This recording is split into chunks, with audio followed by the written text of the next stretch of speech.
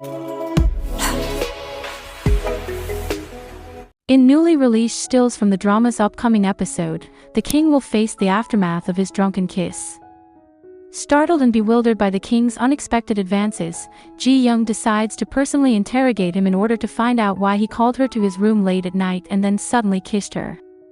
As she questions the king about his untoward behavior, Ji-young fixes him with a withering glare that has him sweating in his seat. Meanwhile, the king is also shocked when he hears what happened that fateful night. As the king is unable to remember what he did while intoxicated, Ji-young's pointed questions will trigger memories of the events that he had forgotten.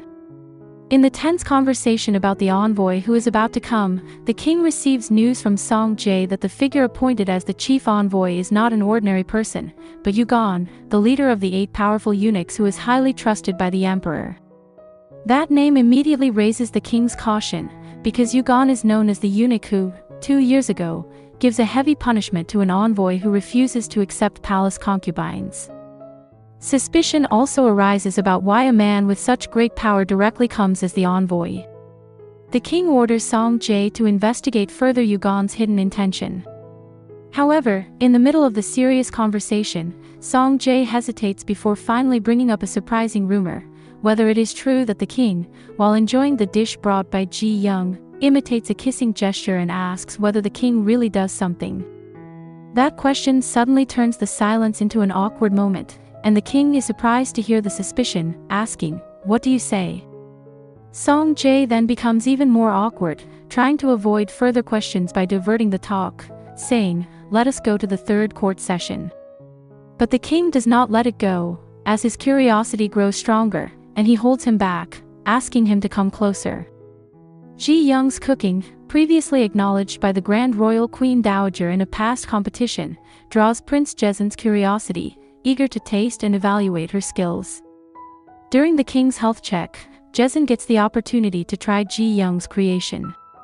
Other stills show luxurious food neatly served in front of the king, with Ji-young, concubine Mokju, Prince Jaesun, and court lady Mal also sitting before him. There is unusual tension in Mokju's gaze, as well as in Ji-young's who sits across from her. The cooking battle stakes pride, accompanied by sharp arguments, with Ji-young's social skills as a bonus. With anticipation, Jaesun samples the dish, as Ji-young confidently presents her beef schnitzel. Jaesun enjoys it thoroughly, confirming Ji-young's culinary prowess and her rightful claim to the palace's head chef title. Mokju's jealousy grows, pushing her to use sly tactics against Ji-young in the future. News of an envoy arriving at the palace brings 3 chefs, stirring our curiosity about their purpose. But then, King Lee Hyun suggests, how about the 3 royal chefs compete together?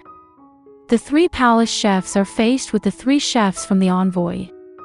Ji-young, frustrated, asks, "Do you want me to risk my life again?" while the king eagerly anticipates her success. After Ji-young had previously won the cooking contest, now, the senior palace chefs unite with Ji-young, all pushing their culinary skills to the limit. The competition becomes a showcase of determination, creativity, and expertise, highlighting Ji-young's unwavering confidence, which culminates in the envoy's reaction to her dish. It leaves us wondering whether this match is wrapped in political motives and if the victorious side will gain a significant advantage. To uncover what happens between Lee Hyun and Ji-young, as well as the royal chef's cooking competition, catch the next episode of Bon Appetit, Your Majesty, on September 6th.